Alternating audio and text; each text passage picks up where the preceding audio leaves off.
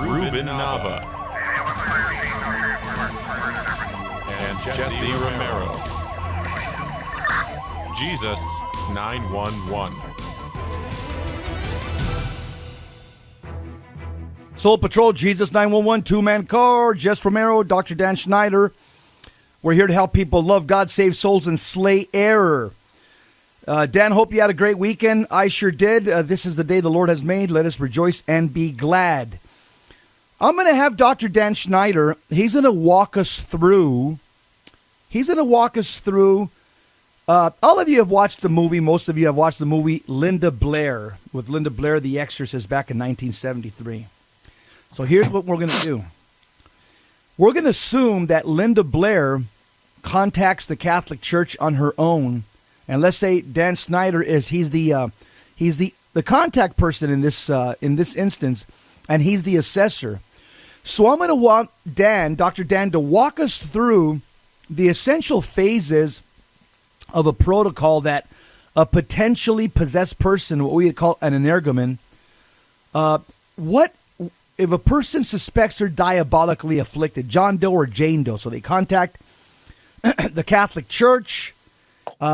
Say they contact Dr. Dan Schneider, and Dr. Schneider obviously wants to make sure that they're part of a parish, that the pastor's notified. And so, Dan, when somebody starts off requesting help from the church, they're called a petitioner. And instead of just sending them to maybe some Pentecostal Protestant group to lay hands on them and pray over them, and pray imprecatory prayers over them to make them feel better, your model is you use this intense monastic prayer life to put this petitioner. So walk us through, Dan. Jane Doe, diabolically afflicted, comes in contact with you. Let's just say she's got all her sacraments, and there's evidence that she's diabolically afflicted. Walk us through the stages, Dan. Yeah, the opening, the contact the diocese will contact the a director, program coordinator, and case manager for the diocese. As a step backwards, they're working. Normally, the bishop, by canon law, and it doesn't happen all the time, but normally the bishop mandates an exorcist, and the exorcist will give a letter of commissioning to the team members. So they're working under the spiritual protection of the local bishop. That's first and foremost is important. We're not just going to run in Tuesday night prayer groups just because of the danger of that. So we're working specifically under the direct authority of the local bishop. They'll pass to mandated by the bishop. So everything's working under complete authority. And then the question usually is, what do you want from the church? What are you asking of the church? Whether you state it that way or you listen to them. Normally what they want at this phase, this is why the name we usually refer to as a petitioner. They're petitioning something from the church. What is that? Oftentimes that is, I want to sleep at night. I want to see an exorcist. I want to be freed of the diabolic affliction. You do a quick assessment. The model is much like a medical model. And you do a quick assessment of what's going on. And then they send them back on their own for a 30-day prayer regimen. And specific prayer regimen based upon their sacramental orientation. And so they'll go back for 30 days. And the reason the regimen is important is because we've worked in other models where, the person comes in, they're not in a state of grace, you start praying for them right away. And oftentimes they're retaliated against, or they're just not ready. St. Thomas Aquinas says that grace builds on nature. And if their nature is in a state of disconnect from God, in a state of mortal sin, you pray for them, it will have some effect. But you end up causing more harm oftentimes than good. So that's one of the things. One of the analogies I use is that there's a television show called My 600-Pound Life. And in that show, you have to they take a person who weighs more than 600 pounds and they go to a bariatric surgeon. They have to lose 200 pounds first. One, it makes their bodies able to receive a surgery. They're healthier. They're under a certain weight threshold where the surgery will actually work, but also to lose that kind of weight, they have to reorder their lives to be able to sustain the healing of the surgery. So they have to have a formed habit of diet and exercise, formed over the course of 6-8 months to a year to get the weight down. And so that's kind of it's a very good principle on the natural level to explain why there has to be some work done up front on behalf of the person. They've got to get their soul back in shape, their humanity reordered, their sleep schedule ordered, before we move out of that particular phase. And we're finding that the regimen, and talk to any monk, and they're going to tell you that the regimen is as important as the prayers themselves. The discipline of the prayer life in a monastery is as important as the actual psalms being prayed. So the discipline lays the foundation for the rest of the spiritual life, and so therefore the discipline, by analogy, the discipline in the first phase lays the foundation for a more effective ministry or work of liberation down the road. When do they move to phase number 2? Okay, so phase number 1, 30 days of a prayer protocol that's very monastic, very intense. Let's say the person continues showing diabolical affliction. They go to Dr. Dan Schneider, the case facilitator. When do you move on to phase 2? Usually it's a set 30 straight days, and it might take them several resets to get there. A lot of people oftentimes, like all of us, we just want a quick fix. We don't want to do the discipline necessary. So the first phase is, you've got a shoulder injury or whatever injury, a hand injury, and you have to go to the physical therapist, and you got to work the dumb rubber bands or the rubber ball for a long time to get the little smaller muscles in place so that you can do healing on the larger muscles, which are truly the ones most effective. So that 30 days may last and may take several months, or they may look elsewhere, try other models, try to self-medicate, and then come back a year later. But at some point between 30 days and a year, 2 years, they'll come back, and after they've completed the 30 days, then you shift things a little bit and start focusing in the second section or phase on looking for obstacles to grace, anything that's blocking grace. You're looking to unleash grace, specifically sacramental grace, in their lives.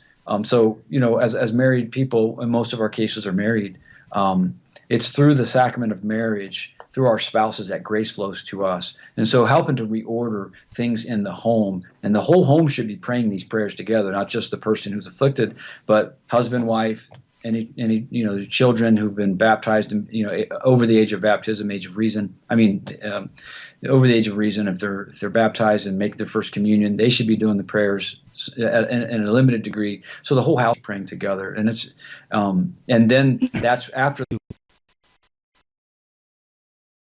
more that people pray, the more people construct. What people don't understand is that oftentimes somebody who's being afflicted, God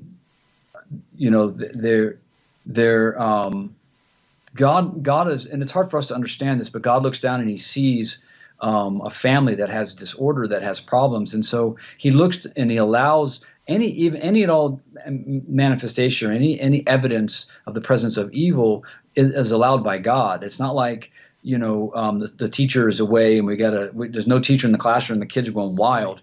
That's not the way it works. God is allowing this for a salvific purpose, and that is to heal, to heal the whole family. And oftentimes it's the person who is afflicted is not the soul that's most in danger. So when we're looking and talking to the people who are struggling and suffering, we're thinking in the back of our minds, we listen to them tell the story at the first, what happened, what's going on. Who is God really trying to heal? Oftentimes it's the father, the mother, a child in the family. Oftentimes the marriage itself is being afflicted, so as to cause this division between the husband and wife and stop the flow of grace down to the children. So we're looking at, who is afflicted, what soul is most in danger. Got it. And so then, okay, yeah, and I got a lot of questions sense. for you. So now we're on phase 2. You're trying to help them reorder the home, the prayer life, their family life. How long is that, and when do they move to phase 3? Well, there's one of the Benedictine mottos is peace, and often in the symbolism and the ancient understanding of this peace, and some of the more traditional presentations of pax, the Latin peace, one of the Benedictine motto of peace, there's a crown of thorns around it. To signify that true peace only comes through uniting one's suffering with the sufferings of Christ. And so this is what is that Catholics misunderstand and overlook is the value of suffering. And so in the second phase, the person is referred to as a penitent, but it's an interior disposition that the person must come to on their own, in their own time and space, and realize, yes, I was a victim of this or that, but I also have been a participant in sin throughout my life. I'm not in a state of grace, or I've lived largely outside of grace, outside of the protection of the grace of the sacraments, and so I participated. And so teaching others to start offering their suffering, just like this Benedictine model of Pax with the crown of thorns around it. So embracing and uniting one's suffering with the sufferings of Christ is very, very important to move. This is what moves the needle in the second phase, and it might take months or longer for that to happen. Listening to Dr. Dan Schneider, Jesse Romero, Jesus 911. We're talking about Linda Blair knocking at the door of Dr. Dan Schneider. How does he move her from being diabolically afflicted all the way to being healed at the end? We'll be right back.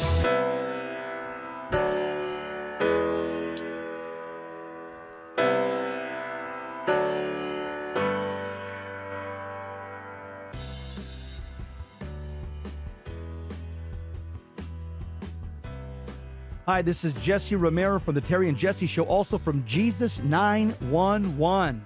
Let's face it, we all need to use the internet, but we need screen accountability. Why? Pornography is a huge problem, especially on the internet. And every time we tap into the internet, we get bombarded with images and temptations that degrade our humanity. So we need Covenant Eyes to block these pornographic sites and advertisements from infiltrating our lives. Covenant Eyes helps us take custody of our eyes and custody of our intellect. So I recommend you go to covenanteyes.com and type in the promo code VMPR to support the network. Protect yourself and your family from the imminent threats on the internet. How does the baby move in your tummy? How does the baby eat? Can the baby hear me? How did the baby get in there? Wow, a pregnancy can sure generate a lot of questions. But what's important is that a baby is a baby, inside and out of the womb. Not just after birth, but 9 months before. At conception. That's right. Every baby is a miracle. Hello, my name is Marianne Kuharski. I'm the director of Pro-Life Across America. If you know someone who is pregnant or in need of alternatives or assistance or would like to support the work of Pro-Life Across America, please visit our website at prolifeacrossamerica.org, or better yet, simply dial pound 250 on your cell phone and say the keyword pro-life. Pro-Life Across America is non-political and totally educational. A baby's heart is beating 18 days from conception.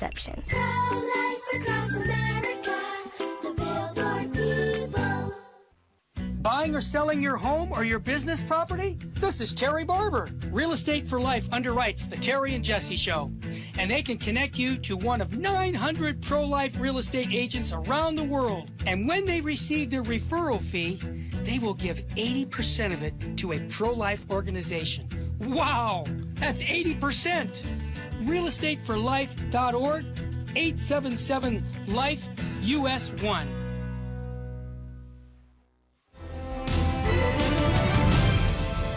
Now, back to Jesus 911. If this call is not an emergency, dial 888-526-2151. Love God, save soul, slay air, Jesus 911, two-man car, soul patrol. We are talking about taking a person who's diabolically afflicted and basically ministering him to the person all the way to a final exorcism. We got Dr. Dan Schneider just basically going through all the steps with us. We're on step number 2. Dan, it could take months. They're on step number 2. You're trying to reorder the home, catechesis, trying to shore up their marriage, catechizing them on redemptive suffering, making sure their prayer life is a strong prayer life is in place. Let's say now they're ready to move to phase number 3. What is phase number 3? Who determines that? Well, I don't want to go too quickly into phase 3. We always want to rush into phase 3, but the real redemptive work is taking place in phase 2. So let me flesh out a little bit further, okay? Because phase 3, things shift radically, but the foundation is laid in phase 2. So at this phase, Think of the angelic salutation or angelic prayer of Fatima, that the angels taught the three children in Fatima to pray this prayer. My God, I believe, I adore, I trust, and I love thee, and I ask pardon for those who do not believe, do not adore, do not trust, and do not love thee. This is a precursor, a couple decades prior to Sister or Saint Faustina in the Divine Mercy revelation. But also the Blessed Mother says in Fatima, many souls go to hell because there are none to sacrifice themselves and to pray for them. So learning to pray and offer your suffering, the soul, any soul who's afflicted, not just people that are heavily afflicted, but learning to offer sacrifices. This is one of the main messages of the apparitions of the Blessed Mother, the proved apparitions of the last century, offering your prayer, your sufferings and sacrifices up for others. We differentiate between atonement and reparation. Atonement is offering sacrifice up for ourselves, for our own sins, filling the cup of the cup of God's justice, so to speak. We receive His mercy, but we owe God the satisfaction, the temporal satisfaction due to our sins. This is straight from the Catechism. So we offer suffering up for our own past participation in sin, but also in reparation. This is the message of Fatima, offering up our prayers in reparation for the sins of the world, sins of the church, the conversion of sinners. In this case, looking at the soul and the familial construct that's most in danger, and offering up your suffering for that person. It might even be offering up for the person who abused you, who physically, sexually, or whatever abused you. When you offer up your suffering for that person, the redemptive sacrifice, the grace is tremendous. It's tremendous. And Our Lady spoke of this many times at Fatima. So this takes time because the emotional wound and the psychological break that is there because of what the suffering that they've done, this wound that they've received, it takes time for them to work through that. And oftentimes there's psychological counseling taking place at the same time, concurrent with us, because the human and the human and the spiritual are intertwined. There's a symbiotic relationship between the afflicting demon and the broken psychology of the individual. Practically speaking, we try to encourage a weekly confession to start, because as your mind, as you get freed up from as you grow in purity, because what is one of the threefold effects of sin according to the Catechism? A darkening, a twofold effect. It darkens the intellect and weakens the will. So when you get the soul, it must be returned to the state of grace. In phase one, we're not even going there yet. They've got to get ordered on the interior life, and then once they're properly ordered, now we start looking at a weekly confession to really start pounding away. And as memories begin to emerge that it's like, oh my gosh, I forgot, I've never confessed that. I'm still holding on to this unforgiveness, there's some resentment, some anger that keeps coming back. So going deeper into the confession every week. And then a third element, so really it's really threefold in this phase that comes out of this by using like our Freedom Through Christ, is a great workbook that we used that you can buy online, the Freedom Through Christ. It's very helpful. And then the third element is the prayer, starting introducing the rosary. If they don't pray the rosary, we introduce it here. That's because we need to, right? In phase two, because they need to start meditatio. They have to learn custody of the intellect, and it's done through meditation. And just the control of the intellect. Teresa of Avila, Doctor of the Church, says that meditation is the basic form of prayer. There's never a time that her sisters should cease vocal prayer, which lays the foundation for meditation. So learning to control the intellect, how to wield the rosary and pray it prayerfully, so they can start to differentiate between their own interspeak, their own self-speech, and their demon, diabolic projected speech, and then their own communication with God. We're all communicating on the same channel. So learning custody of the intellect is important for us, so we can recognize when we're getting diabolical or unholy temptations or projections. It's very important for all Christians, not just the afflicted, but everyone needs to learn how to control their emotions and control their thought process, so their emotions aren't being their thoughts aren't being manipulated by projected emotions, either broken emotions or diabolically utilized projections. So these three things. Let's assume all that happens. Prayer.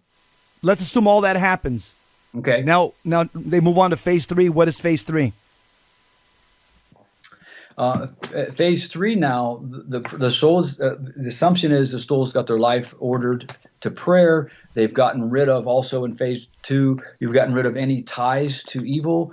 Great-grandpa's Masonic ring and apron or Bible. You've gotten rid of all that stuff, all the dream catchers in the house, anything that is emblematic and used in evil, whether knowingly or unknowingly, things of the past. Get rid of all that stuff. Focus, reordering your life so your home is a reflection of your interior life, which is oriented towards God. It's a Catholic home and it's a Catholic soul. And then if it continues and they're starting to show signs, often, just tell you, most people self-liberate in phase 2, the large percentage of it. People that grind out this disciplined prayer and they do these things, often, most cases will self-deliver. I've seen it many, many times. But there are certain times that you need the assistance of the church, where there's an institutional element of evil. It seems to be, practically speaking, functionally speaking, from working in the ministry, there needs to be a requisite institutional response of the church. And what do I mean? Somebody who was more than heavily involved in witchcraft, oftentimes you might need some ritual prayer of the church. And this is what we look at in phase 3. So then we go deeper into, we do a workup,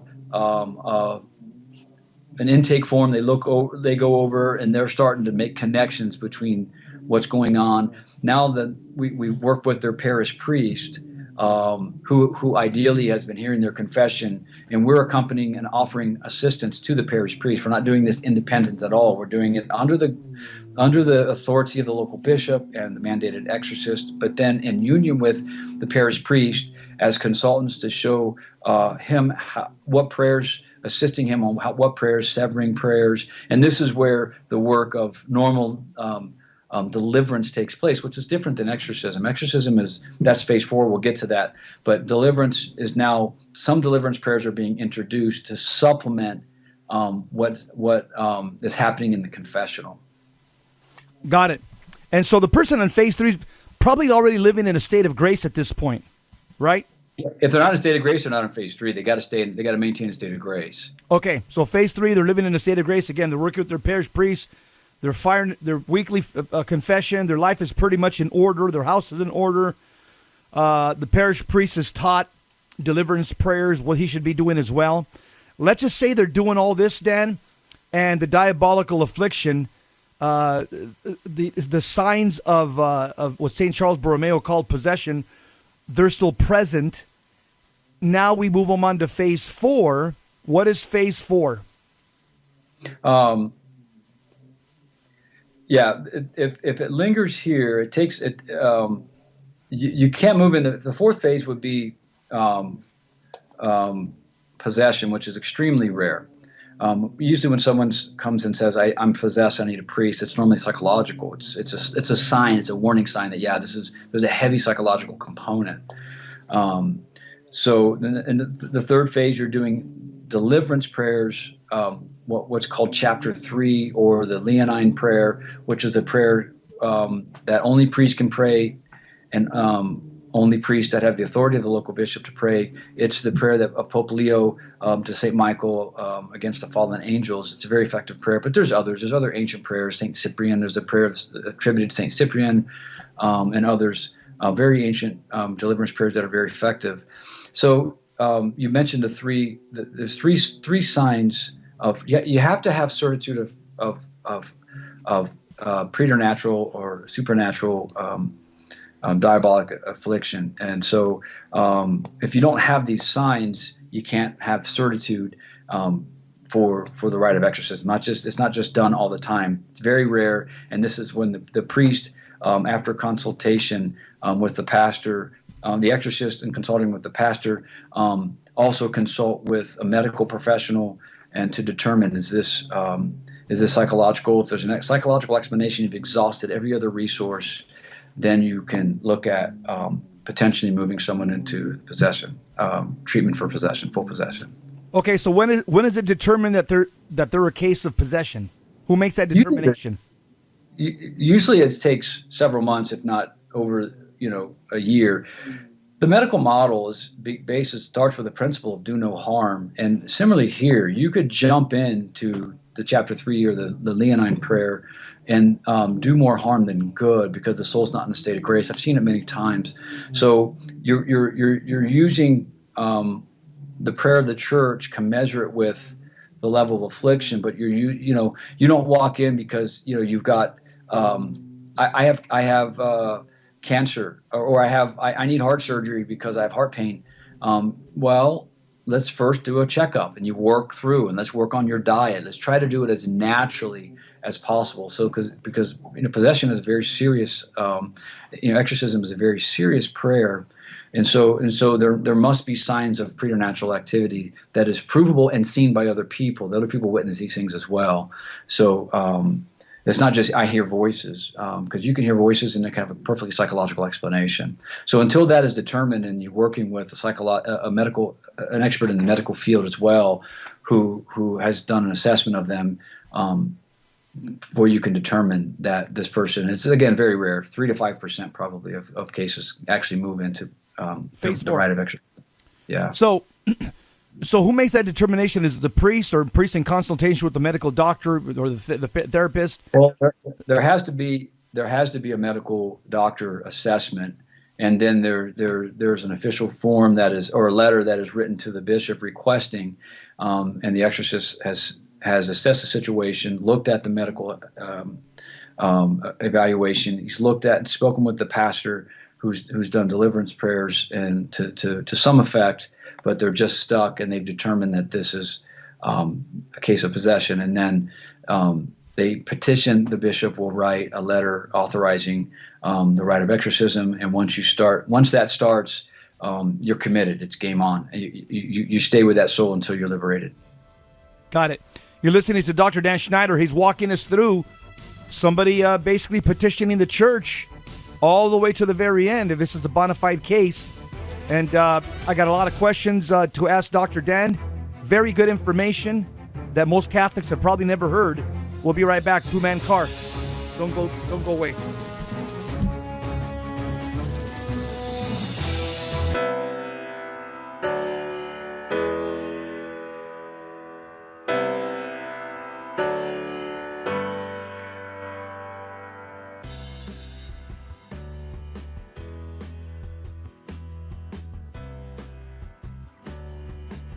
Help the Helpless, a Minnesota St. Paul nonprofit organization chaired by Father of Tyr and volunteers, is humbly asking you for your kind support to help the poor and the handicapped children in India and Ecuador. Through financial support from the Help of the Helpless benefactors, the children are provided with clothing, food, education, shelter, and the teachings of the Catholic Church. The mission is to help children thrive and become self-sufficient young adults leading productive lives. We also provide aid to poor families in Ecuador with food baskets, medicines, medical assistance, and help with funeral needs for the deceased. The work in India is done by Father Antonio's organization, St. Mary's. In Ecuador, the work is being done by the Servant Sisters of the Home of Mother. You can call us at 877-762-8857. To learn more, please visit our website, www.helpthehelpless.org. God bless you. If you shop on Amazon.com, there's an easy way to support Virgin Most Powerful Radio. Just visit smile.amazon.com and type in Catholic Resource Center under the desired charity. Now, when you log into your Amazon account and purchase products, a portion of it will automatically go to support Virgin Most Powerful Radio at no cost to you. Thanks in advance for supporting CRC and VMPR, and may God richly bless you and your family. Buying or selling your home or your business property? This is Terry Barber. Real Estate for Life underwrites the Terry and Jesse Show. And they can connect you to one of 900 pro-life real estate agents around the world. And when they receive their referral fee, they will give 80% of it to a pro-life organization. Wow! That's 80%! realestateforlife.org, 877-LIFE-US1.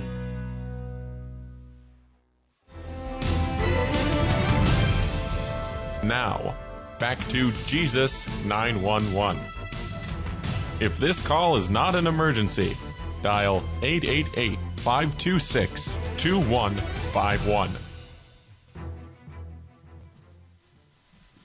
Back, Jesus 911, Dr. Dan Schneider. My name is Jesse Romero. I thought we had the rapture here for a minute. I got a sign. If this mic is unmanned, I've been raptured. You thought I was part of the Left Behind series, right? I thought so. Hey, so the signs you're looking for, they're written out in what's called the Prenantundra of the rite of exorcism. So what are they? What's that? Yeah. So what are they? Attributed to St. Charles Borromeo. One is aversion to the sacred, and so someone says, I get I get nauseous, I vomit at the consecration. I get nervous walking into the church. You start to see little signs, but this is so oftentimes like even the touch of some. They can tell the difference between something blessed and unblessed. You can put holy water out and regular tap water out, and they can say, "Yeah, this one's blessed." They can sense if there's if the exorcist is in town or not. They know if the bishop's traveling or not. They can tell if the exorcist is in the church. I've had them say, "Oh, Father's not here today, is he?" Well, how did you know that? I don't know. The old saying we say is not what you know, it's how you know it. So aversion to the sacred, supernatural strength. I've seen a 14, 15-year-old, 110-pound girl bend metal objects, bend a ring into an oblong shape by squeezing it, push 8 men off her, that sort of thing, supernatural strength. And the third is knowledge beyond one's occult knowledge or knowledge beyond one's state, speaking languages that you're not versed in, perfect understanding of Latin, that sort of thing. So those are three generic categories. Yeah. Perfect understanding of Latin when you're a high school dropout. Yeah. Yeah. Or speaking Spanish during a session and someone in a session speaks Spanish. I've had that, somebody speaking Spanish in a very nasty voice. And then I start talking to them in Spanish afterwards and they look at me like, "Oh, I don't speak Spanish, bro." "Oh, okay." So, those are signs those are some of the preternatural signs. Got it. I've seen people put, a blessed St. Benedict crucifix that's been blessed according to the old rite, the old ritual blessing, and placed upon their body, and it burns and leaves a burn mark. That doesn't normally happen. So we're looking for those sorts of things, and then upon consultation with the medical professional, because we cannot make the mistake of treating something as diabolic when it's psychological. We have to exhaust all natural means first before you conclude. The mistake that I've made and others have made is we assume that everything is just, "Oh my gosh, yeah," and the demon just runs you down rabbit holes. You have to be very methodical and cautious. One of the principles, for example, dealing with Marian apparitions, the church's position on mystical phenomena in general seen in Marian apparitions is open but cautious. Is this particular apparition or mystic? Is this true? The church is open but cautious. And that's a general principle for mystical phenomenon. It's a good principle for us to apply in our own spiritual lives. Be open but cautious. And so when dealing with the diabolic and you're looking for preternatural signs, open but cautious. Be very cautious. Don't rush in. It takes a long time. Do not get into a hurry because the person is in a frantic state oftentimes and they just want fixed. And it's not that easy. It just takes time. Healing takes time. You have a deep surgery on a heart or a knee rebuild or a broken bone. It just takes time. And there's a process you have to go through so that the body can heal. Well, so too our souls. Our souls have been damaged. Our soul has been heavily afflicted in this particular case of someone who's possessed. It just takes time. At the end of the day, though, it's the prayer of the church weighing down upon the diabolic. That at this point, we believe that the demon is bound there and will suffer tremendous punishment at the hands of the exorcist, and will leave only when God has determined that all the grace has been mined out of the situation, the demon has been punished for afflicting the child of God, the soul is in a state of grace and is safe to be liberated, the grace is poured into their family. And so there's a lot of factors on determining why. Sometimes it takes a long, long time. There's been exorcists that have prayed for years over people, and it just takes time. There's a lot of factors. You're dealing with complex issues, mystical issues, a lot of speculation involved, and the human person is a complex being, imbued with a spiritual nature. So it just takes time. It's not a quick fix. It's not a one and done by any means. Got it. So Dan, who's the one when is a person actually scheduled for a session of exorcism prayers? When? That would be after phase 4. Who's the one that schedules them? And how do you prepare the Energumen for the session? So I asked you 3 questions there. Every exorcist is going to have his own style, his own way of communication, just like every priest.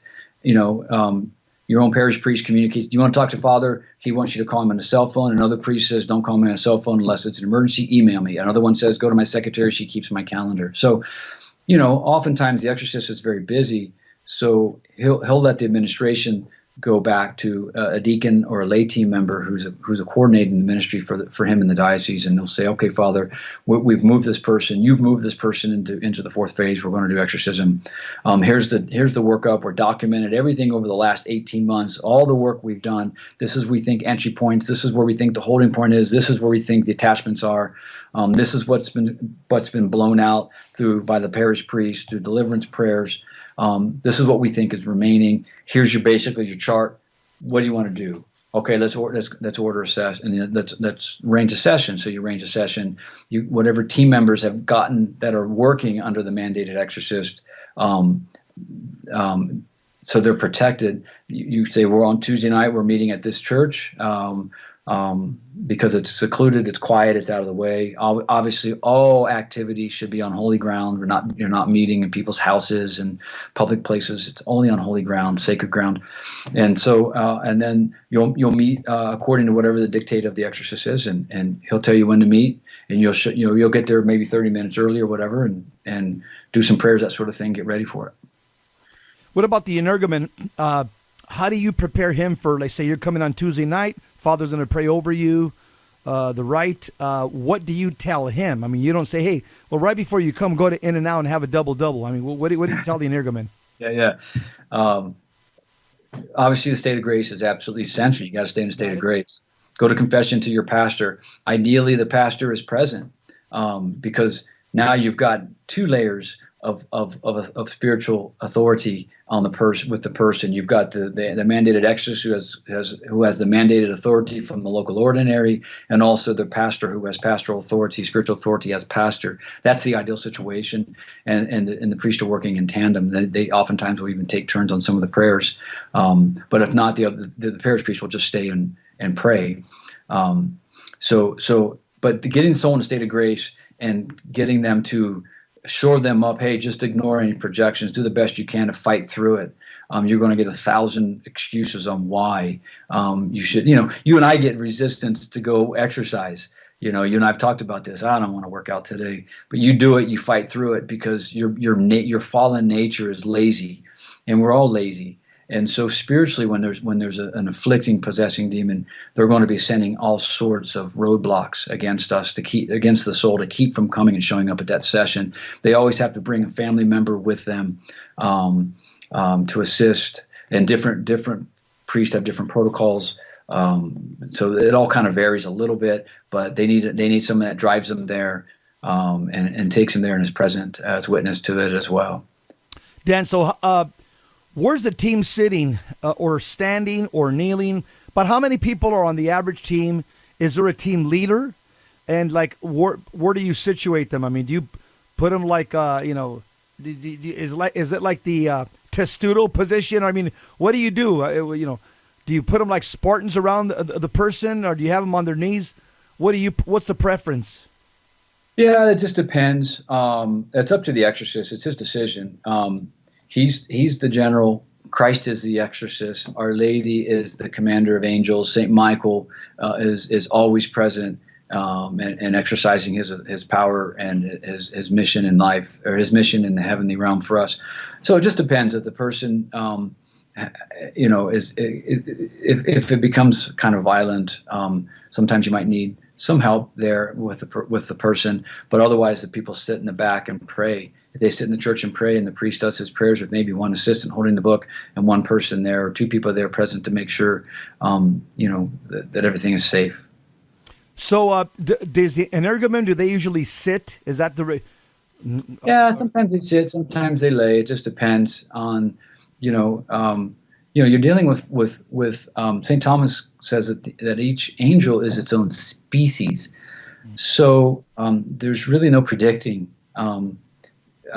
what's going to happen. So, but these things pattern out, and so ideally they sit, but sometimes they can't remain sitting and they lay down. But you just want to make sure that they're not in a position where they can have any kind of projected self-harm, banging the head, that sort of thing. Got it. So you said that usually the team's there about 30 minutes before, and obviously the team has to be in a state of grace. I mean, that goes without saying. They have to as they say, churched up and prayed up and sacramented up before they get there. Because confess as close as possible to the date, be in a state of grace, fasting, especially on those days and days prior, as fasting is very important. It's a brutal thing on the team members, even more so on the priest.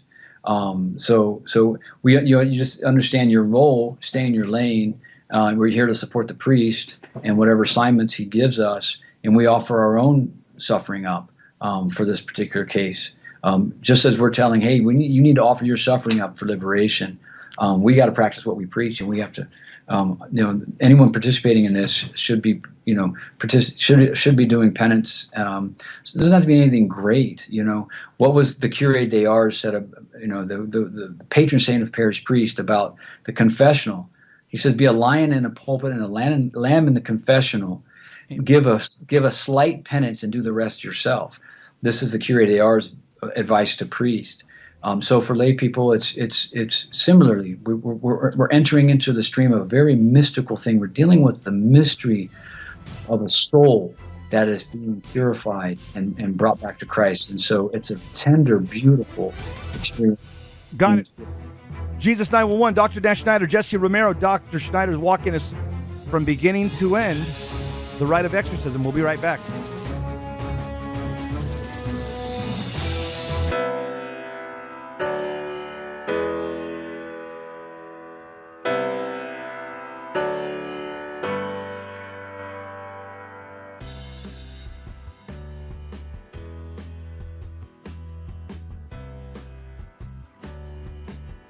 Hands-on Apologetics, you have entered into Virgin Most Powerful's Apologetics Dojo, where we go wall to wall with defending, explaining, sharing the faith. Master Apologist Carlo Broussard. Carlo, welcome to Hands-on Apologetics.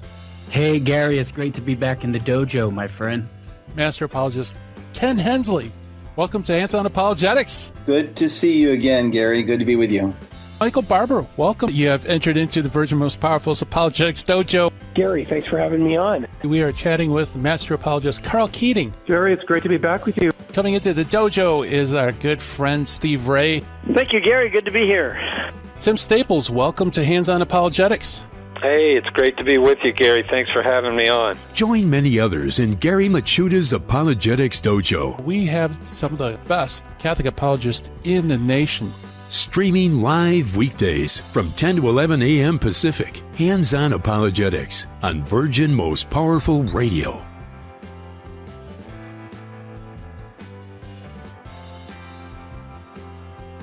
Jesus said in Luke 17, "When you have done all that you were ordered to do, say, 'We are unprofitable servants. We have only done our duty.'" According to St. John of the Cross, God is pleased with the little deeds we do in secret. He takes more pleasure in these than in a multitude of grand works that we may do out of the desire to be seen by others. May God help us to do the things that please Him, and not just to appear great in the eyes of others.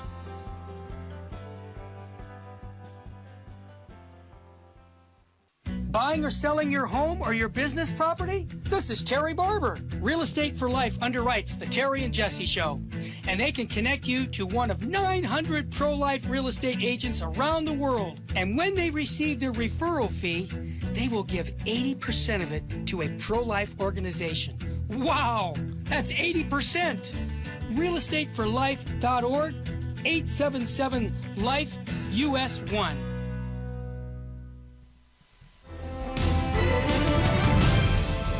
Now, back to Jesus 911. If this call is not an emergency, dial 888-526-2151. Love God, Save Soul, Slay Error, Jesus 911, two-man car, Dr. Dan Schneider, Jesse Romero.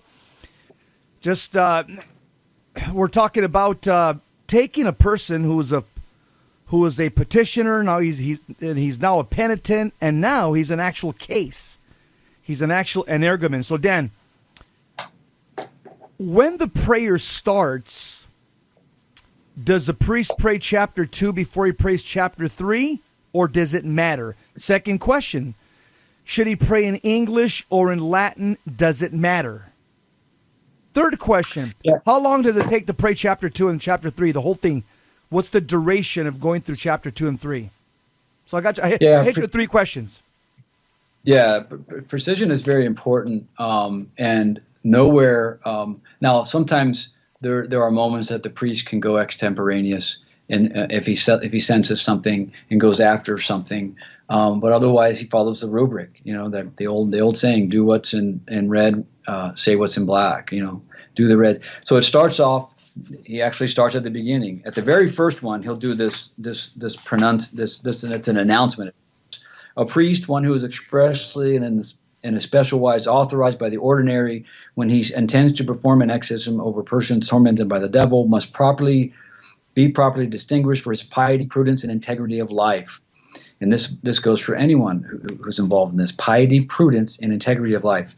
He should fill this devout undertaking in all constancy and humility, being utterly immune to any striving for human aggrandizement and relying not on his own but on the divine power. Moreover, he ought to be of mature years, revered not alone for his office but his moral qualities. So so the very first time, the opening, he'll read this, and then after that, they'll go right into the right in future times, and you just start. You know, you can see the black, the red, do the black, do the black, read the red, and they'll read it. I'm using the old ritual here. So yeah, chapter 2 comes before chapter 3. Everything's done in its order. And then it can be in Latin or English. So the only approved English translation is the new ritual, which came out about 10 years ago, which was a pretty different from the old ritual. So most priests find the old ritual more effective, and so they use the old ritual, but the only approved one for this country is the new ritual in English. So most priests either use that or they use the old ritual in Latin. So, and what was the third question? You answered it. Is it in English or in Latin? What's the difference between doing it in English or in Latin? In your study, your opinion, what you've observed on the field? Yeah, Latin is much more effective. The prayers themselves, but also the Latin language. It's the official language of the church. I've seen multiple snickers. Again, I'm the observer, the Cav Scout on the team, and whenever a priest or whoever's doing this mispronounces a Latin word, you'll see snickers and that sort of thing. The demon, right? So, but the demon, yeah. So the Latin language and the old ritual is, in my observation, is more effective, and I think that's kind of the general opinion among exorcists. But there are those who would say the new ritual is just as good. It's just not as effective.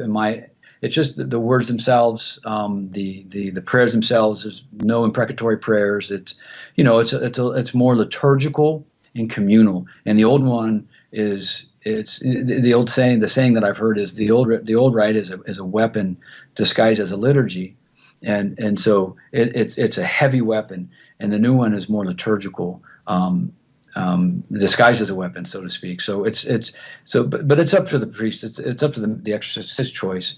But the Latin, in my observation, is more effective. The ancient language, the languages that were put on the cross, and Greek, Hebrew, and Latin. Those languages are ancient, and particularly the Latin language, because it's the language of the church. So it's more effective, I think.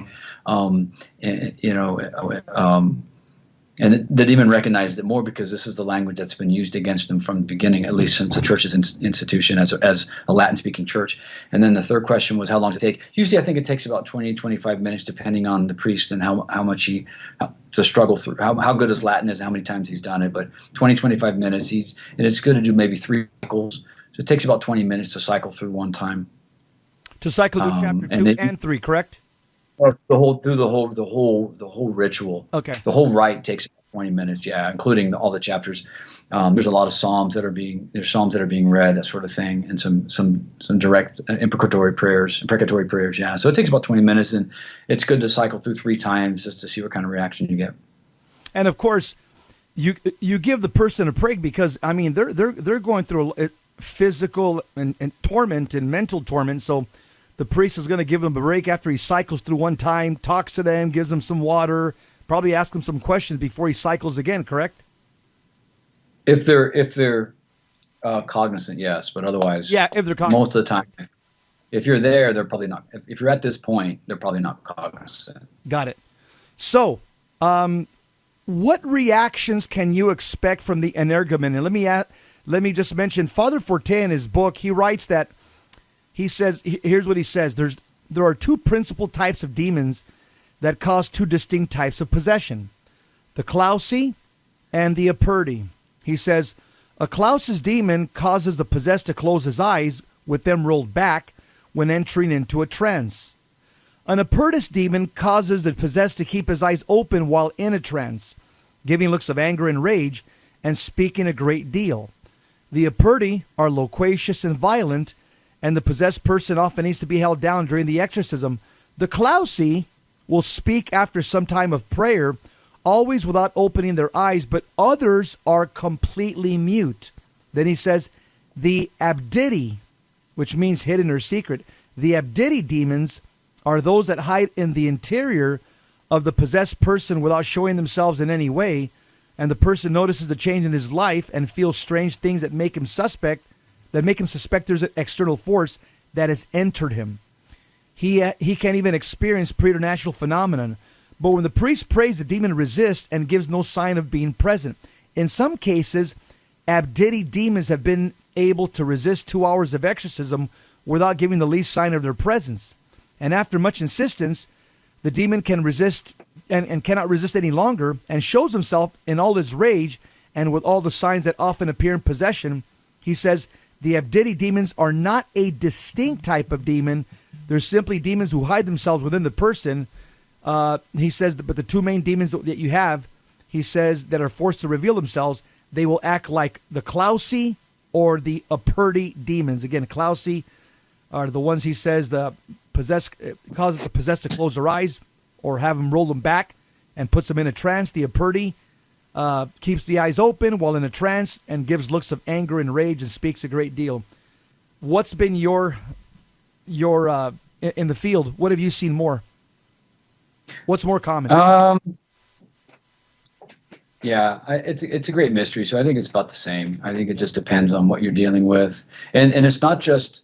You remember, you're not dealing with just one. You're dealing with you're dealing with a cluster, or so they're going to have, just like in a physical battle, you're going to have different troops and different types playing their part. And same thing in the spiritual battle, you're going to have different forces and different types will cycle in and out throughout that session. So it's not just one or the other. It's kind of a both and it all kind of depends. It's a great mystery. I think the big thing is to not to focus on the phenomenon, some of the external stuff, and just focus on praying for the soul, for the liberation, for the restoration to, through the church, to the restoration to God the Father through Christ. The big thing is not being drawn into any kind of stuff that may or may not happen. Is just to focus on the soul, praying for the soul, praying your prayer assignment, praying for the priest, etc.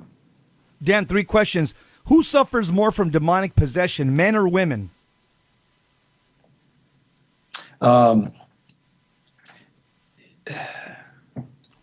It's possession. A bit of a phenomenon de facto in the field out here, that it's normally more women seem to come to the ministry, but of interest since the COVID, there's been a lot more. There's been an influx of men for some reason. I don't know why, but it's a mystery. But I think women are more vulnerable in many ways.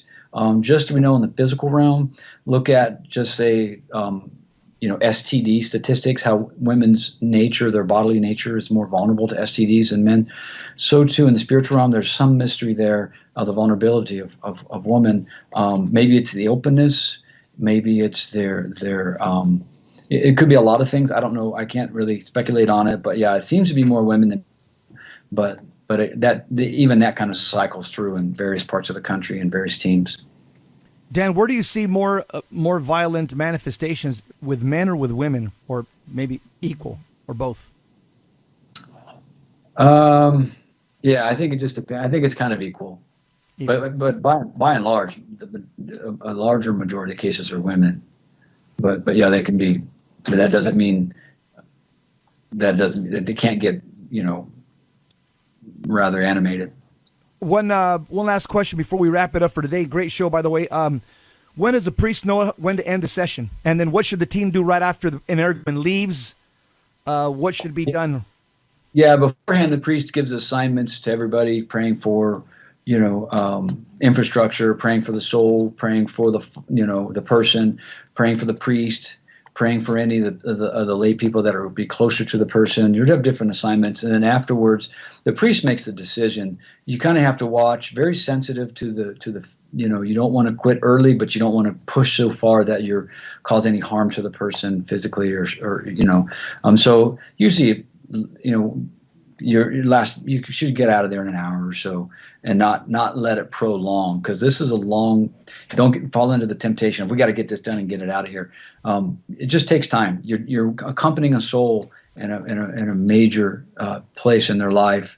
And so the priest makes the decision. Yeah, we're just going to do one cycle today, and we'll do. We're going to stop. Or he'll say, I'm going to get through 3 cycles today. I'm going to do one cycle of this, and I'm going to do this particular deliverance prayer because I think this is more effective because of this or that nature, the curses or whatever. So that he could do that as well. But the priest calls it.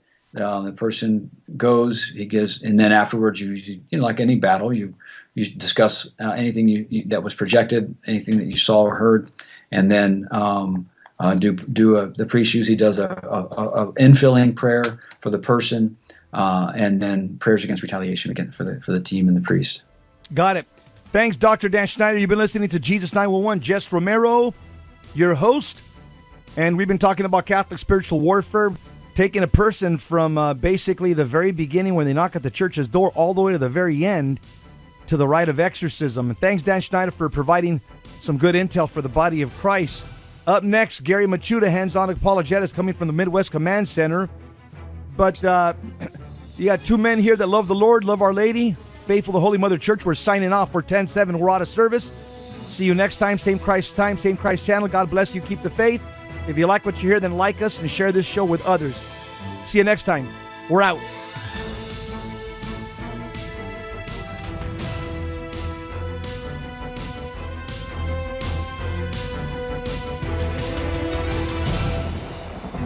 Saint Faustina's Prayer for Priests.